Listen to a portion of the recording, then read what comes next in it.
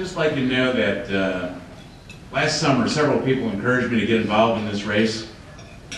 And I thought seriously about it, but I thought, wow, Dick Durbin has been there so long, he's going to be really difficult to defeat. Then in October, We Ask America did a poll. And that poll showed me trailing 49 to 38, much closer than I thought it could possibly be, and more importantly, leading among independent voters and younger voters, two very key groups for this upcoming election. After seeing that, it was very late, but I committed to get into the race. With 3.5 weeks to go before filing, I said I'm interested, and we had 300 volunteers across the state circulating petitions, getting them notarized and giving them back to me. We ended up with triple the number of signatures we needed to file.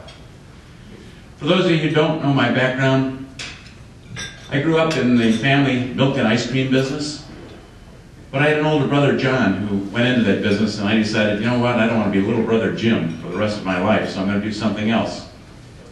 I went into the securities business, became a stockbroker, and a few years later started my own stockbrokerage firm, and then our own money management firm, which today, by the way, manages $1.5 billion in pension assets, and started a family of mutual funds. Today there are 6 funds, 3 U.S. funds and 3 international funds, and by the way, they had an average return to investors last year of 50%. Incredibly good year, and are off to a great start this year, up an average of about 8 or 9% so far this year. That business today is run by my older son, Jim. About 25 years ago, my brother John had a stroke and was unable to continue in the family business, so I bought that business at that time. Didn't inherit it, bought it at that time. It was a pretty small business with 1 ice cream store and about 50 employees. Today we have 44 ice cream stores and about 1,200 employees. I'm an entrepreneur at heart. I understand what motivates people to start businesses, to grow businesses, and to keep them here in the United States versus other countries where tax rates may be different. People say to me, and you don't know, by the way, about 2 years ago I was elected to the Illinois Senate, so I've gotten a little experience in Springfield politics. Yes, I'm still willing to serve, but it's been a pretty challenging experience. People ask me why I'm running for this office. The answer is really pretty simple. I have 5 children, and I have 19 grandchildren. Until 2 months ago, it was 17, by the way. My youngest daughter was finished. She had 3 kids, 7, 9, and 12, and had just been accepted at Stanford to go into their executive MBA program. She was happy as could be. Then she got a surprise. She went to the doctor, pretty much almost in tears. Well, doctor, well, at least it's not twins. The doctor said, as a matter of fact. So for the first time ever in our family, we have twin boys, Sam and Luke, about 2 months ago, so I'm up to 19 grandkids, a big family.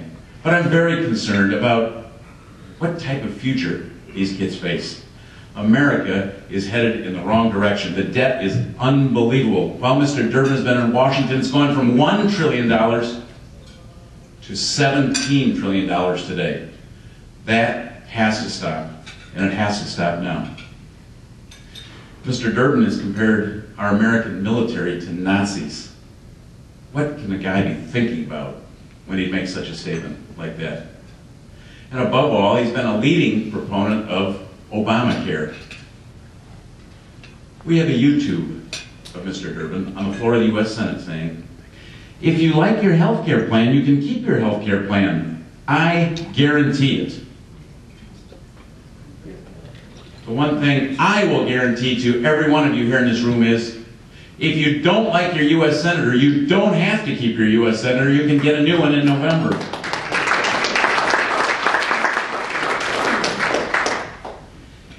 This is not going to be an easy race to defeat Mr. Durbin, but I'm in there because I have the experience, I have the background, I understand what we need to get the economy moving again today, and I'm committed to make that change. This is going to be a Republican year. We're, as you probably know, in the 6th year of a presidential cycle that usually tends to favor the party that's not holding the presidency. That's positive for Republicans all across the country. In Illinois, we're going to have a constitutional amendment on the ballot for term limits for state legislators to limit us to 8 years in Springfield, which I think is a great thing. And by the way, I've been told I'm the #1 circulator of that petition so far, and I'll keep on doing it. Now think about this. The press is very favorable about term limits. We as voters are certainly favorable towards term limits. They're going to be writing favorable editorials about term limits. And then here's Mr. Durbin, who's been in Washington, D.C. for 32 years saying, give me 6 more. It's going to be a very interesting race. And that big elephant in the room that's again going to help Republicans all across the country is Obamacare. The magic words are repeal and replace. This is so bad, it can't be fixed. I will admit there are some acceptable things, some decent things, maybe some good things about Obamacare. For instance, I think keeping people on, young adults on their insurance policy until age 26, that probably makes some sense. Clearly, being able to buy insurance across state lines makes all kinds of sense. Any prohibition about that never made sense. And trying to find a way to work past the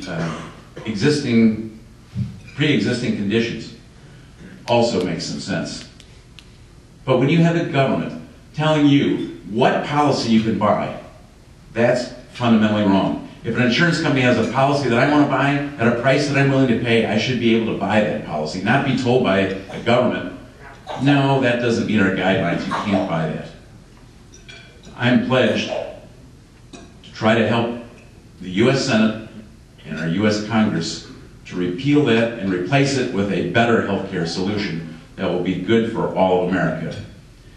With your help, we can do this. And I want to close by saying, from the bottom of my heart, thank you to every one of you for what you do to help our country, to help our state, to help our party, to understand the issues, to know the candidates, and to make a difference for our country. Thank you.